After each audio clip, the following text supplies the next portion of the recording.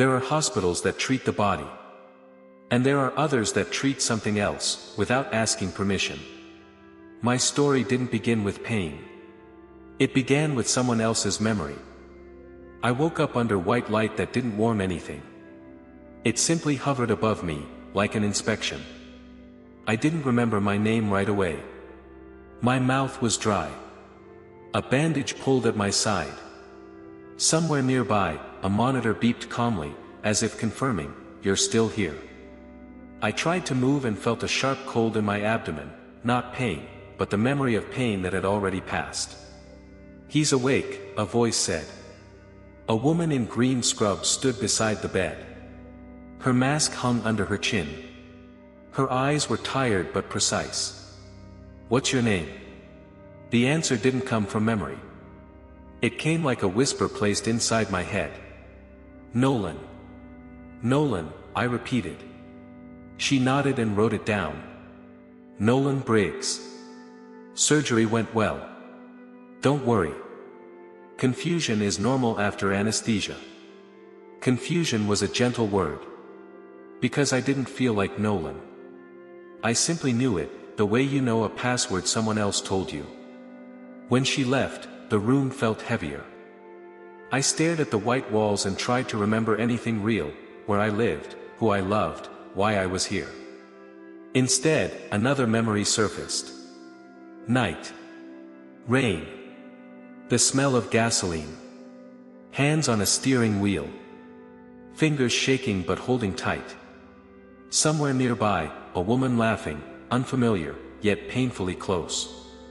I grabbed the sheet, my heart racing. It wasn't imagination. It wasn't a dream. It was mine, and it couldn't have been. The door opened again. A doctor entered. Tall, gray at the temples, calm in the way that doesn't invite questions. "Nolan," he said, scrolling through a tablet.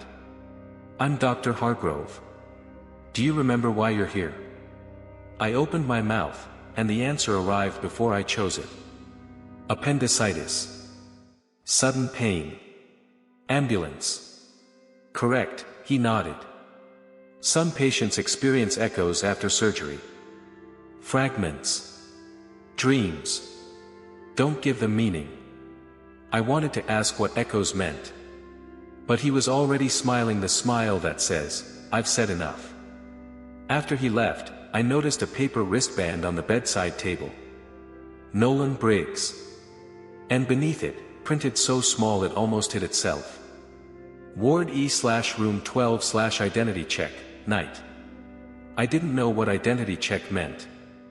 But the word night looked, added later. That same night, I heard footsteps in the hallway. Slow. Measured. As if someone were walking not along the floor, but down a list. At 3 in the morning, hospitals make two kinds of sounds. Medical ones, beeps, clicks, distant voices. And another kind, the sound of pages turning where no book exists. I lay awake, staring at the dark ceiling. The city glowed faintly through the window. Life continued out there. In here, time stayed still. The door opened without a knock. A nurse stepped in. Not the one from earlier. This one looked paler under the dim lights. She carried no tray, only a folder. "Nolan Briggs?" she asked. "Yes." She nodded, like she'd confirmed something important. "Identity check," she said softly. "Please tell me your mother's name." My chest tightened. Two names appeared at once. One warm. Domestic. Smelling like a kitchen. The other distant. Official. Like a signature. I didn't choose. "Marianne," I said. She wrote it down. "Location of your first kiss." Snow. A movie theater parking lot. A girl in a red hat. I didn't know her name, but I remembered her mouth. Riverside Cinema. She wrote again. "Your fear." I wanted to say this moment. Instead, my mouth said, "Drowning." She finally looked up. "Good," she said. "You're stable." "What does stable mean?" I asked. "What is this?" She tilted her head. "We don't want you to wake up as someone else, Nolan." Cold spread through me. "I already did, didn't I?" She didn't answer directly. She placed the folder on the table. On the cover, a red stamp. Ward E, Identity Program. "This is therapy?" I asked. She smiled, gently, emptily. "It's a safety measure," she said. "Some patients leave parts of themselves behind. Others take what doesn't belong to them." After she left, I opened the folder. Pages of names. Notes. Times. I found my own. Nolan Briggs, post-op/night check/memory bleed, active. Below it, handwritten. "If he remembers the crash, he's not Nolan." I reread it. "If he remembers the crash." I didn't remember a crash. I remembered rain. Gasoline. A steering wheel. And I knew. That memory wasn't accidental. It was a key. In the morning, another man appeared in the room. I didn't hear them bring him in. It was as if he'd always been there, and my mind had only just allowed him to exist. His wristband read Ethan Cole. He lay stiff, eyes open, staring at the ceiling. "Hi," I said. He didn't turn. "Can you hear me?" His lips moved slowly. "I'm not Ethan," he whispered. I sat up. "Then who are you?" He blinked, and the blink felt old. "I don't know," he said. "But I woke up with a wedding ring in my mind. I can feel it. It's not on my finger, but it's on me." I looked. His hand was bare. But he stared at it like he saw something there. "How did you end up here?" I asked.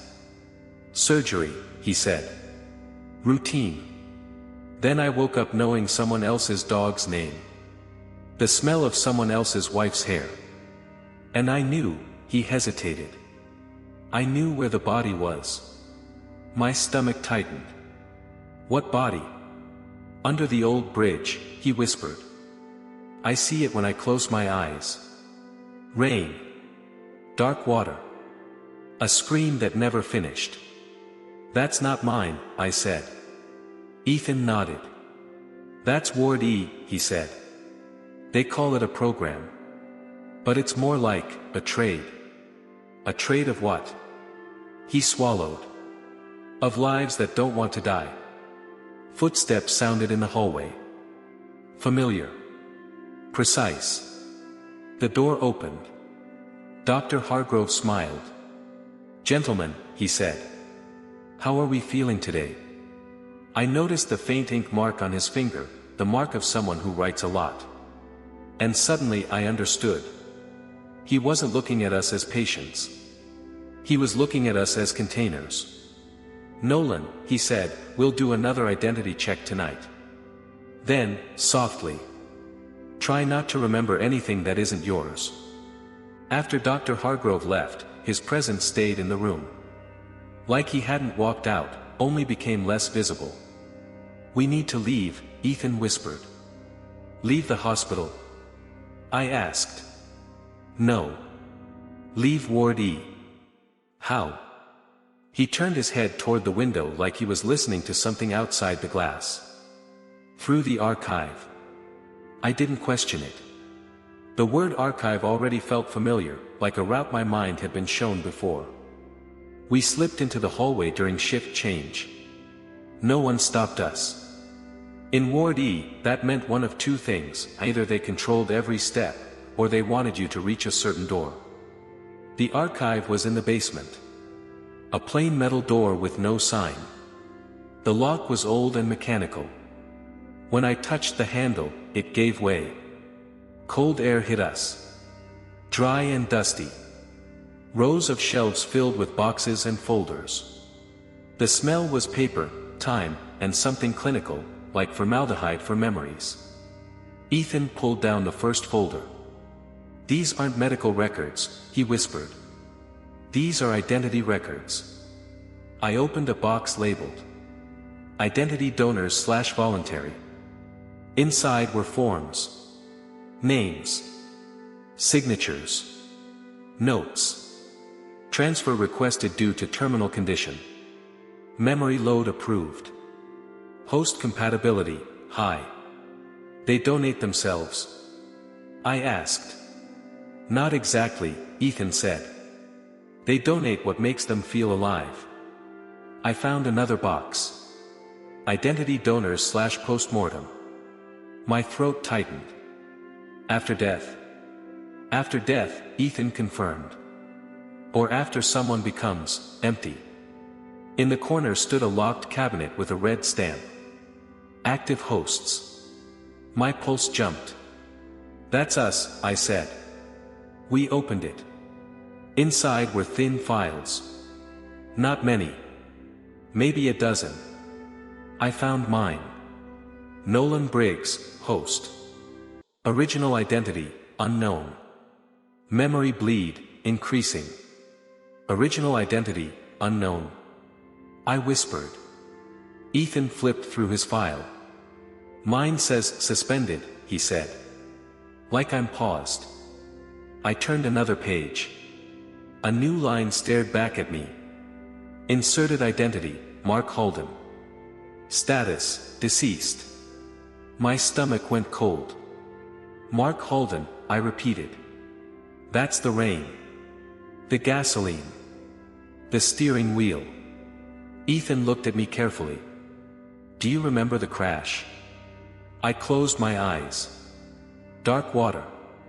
A steering wheel slipping away. Breath turning into bubbles. Yes, I said. I drowned. The basement silence thickened. Then, Ethan said softly, you're carrying someone who didn't die all the way. The overhead light flickered. And we heard footsteps. Not a nurse. Not a doctor.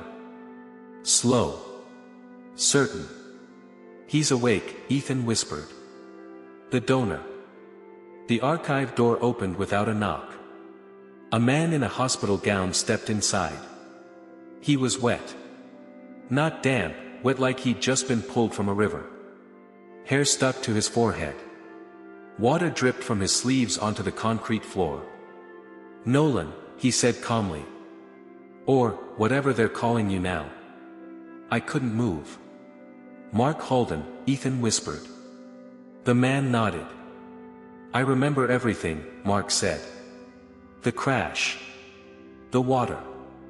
The moment I stopped breathing. And the moment I didn't. He took one step toward me. They told me I could live, he said. Not like before. But enough. They said someone would carry me. My mouth went dry. That's me, I said. Mark smiled like someone who's waited a long time. That's right, he said. You're my second body. Nausea rose in my throat. Ethan stepped between us. Back off, he said. Mark's eyes flicked to him with interest. And who are you carrying? Mark asked. Or are you still empty? Ethan flinched, like the question touched something tender. Mark returned his attention to me. They promised I'd come back, he said. But you remember more than I do now.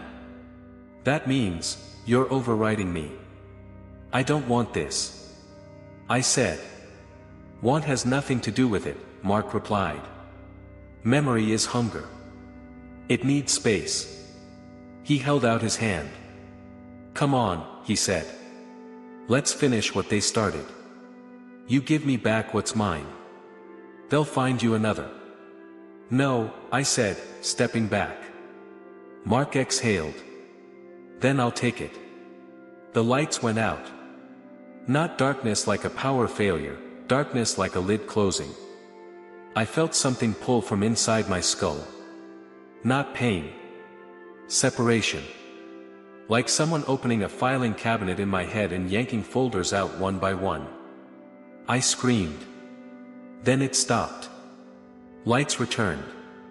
Mark stood clutching his own head, shaking. "It doesn't work," he whispered. I gasped, half on my knees. "What doesn't?" Mark stared at me with fear. "You're not just a host anymore," he said. "What am I?" Mark swallowed hard. "It means," he whispered, "you're becoming the original." They found us minutes later. Dr. Hargrove arrived with 2 orderlies and the night nurse carrying her folder like a weapon. He looked at Mark, wet, trembling, furious. "You woke up too early," Hargrove said. "You lied," Mark rasped. "You said I would return."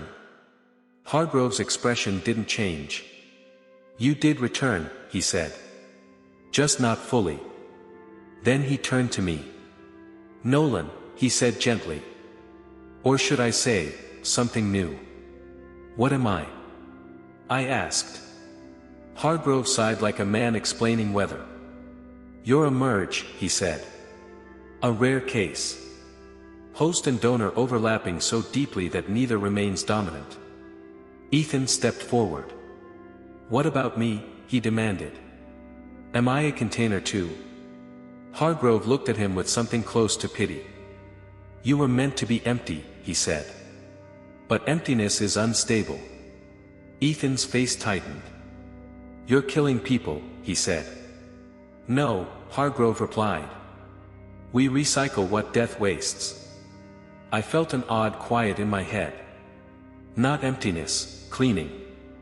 Mark's memories and Nolan's details sliding together, boundaries dissolving. "If I'm not Nolan, and not Mark," I whispered, "then who?" Hargrove met my eyes. "You're proof of concept," he said. "The future." Outside, night pressed against the windows. Somewhere down the hall, a monitor beeped faster. "Tonight," Hargrove added, "we'll see if you survive the night check." The nurse opened her folder. On the first page was a fresh line. Subject, unknown. Identity status, forming. I understood what that meant. Tonight I would wake up again. And I wouldn't know. Who? Night in Ward E isn't dark. It's sanitized.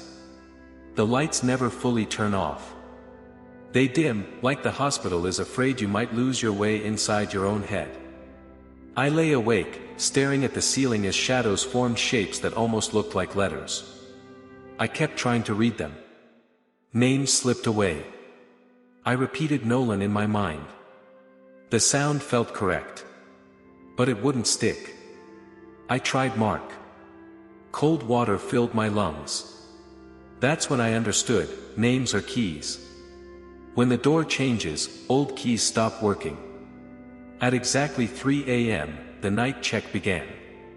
The nurse entered without the folder this time.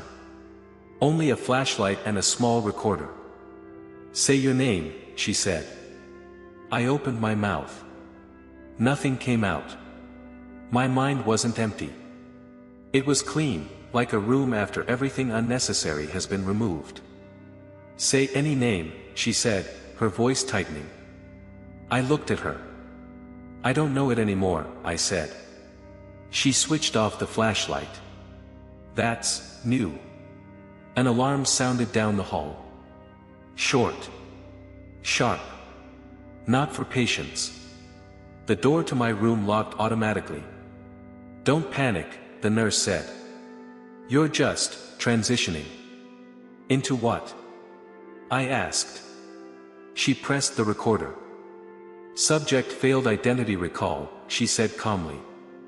"Proceeding to containment." "Containment of what?" She looked at me as if looking through me. "Of whoever you're becoming." She left. Moments later, screaming erupted from the neighboring room. "Ethan." Not words. A sound people make when language no longer fits. I rushed to the door. Through the frosted glass I saw shapes, 2 orderlies, Dr. Hargrove. And someone smaller. Still. I understood without being told. Ethan didn't pass the night check. By morning, Ethan's bed was gone. Fresh sheets. No wristband. No sign he'd ever existed. I stopped a nurse in the hallway. "Where is Ethan Cole?" I asked. She checked her tablet. "No such patient," she said. "He was here last night." "Ward E doesn't keep unstable subjects," she replied. "We archive them." The word archive sounded different now. I went to the basement alone. The archive door was open.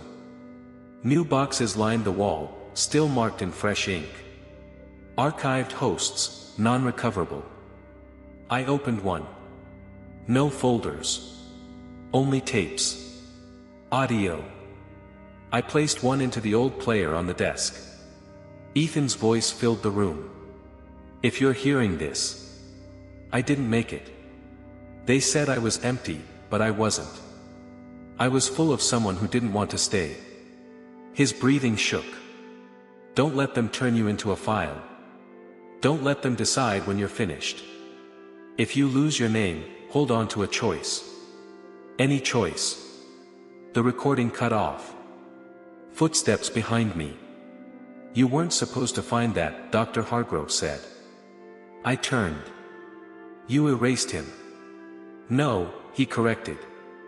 "We preserved him." "That's mercy." "You call that mercy?" "Identity is fragile," he said. "People break under it.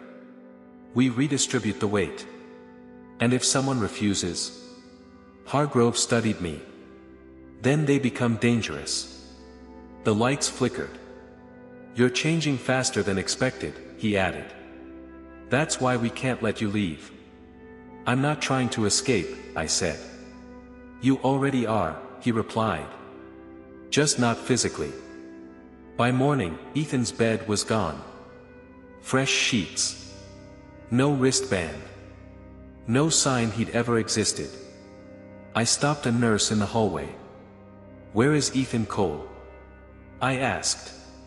She checked her tablet. "No such patient," she said. "He was here last night." "Ward E doesn't keep unstable subjects," she replied.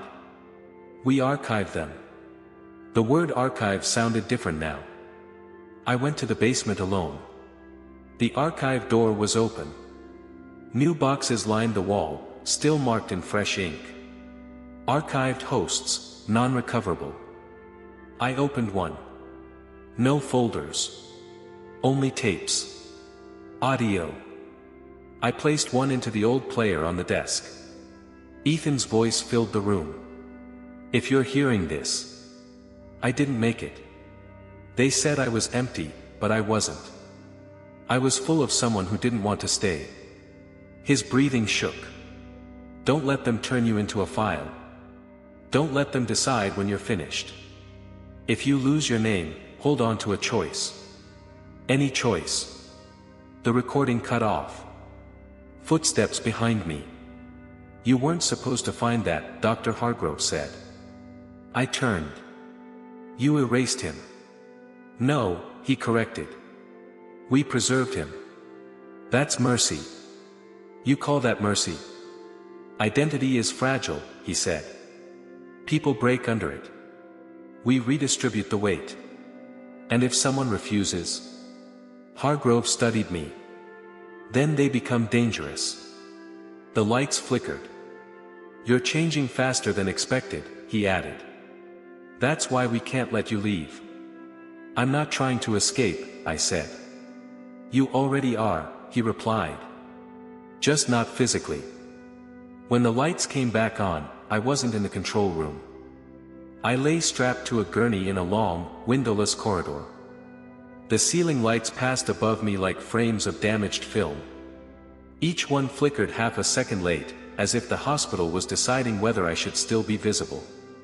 Dr. Hargrove leaned over me. "This won't hurt you," he said calmly. "Only what shouldn't be there." "You don't even know what you're trying to delete," I replied. He didn't smile. "That's why we're doing a reset." They rolled me into an operating room. The air was cold and dry. The instruments on the table didn't look surgical. They were neutral. blank.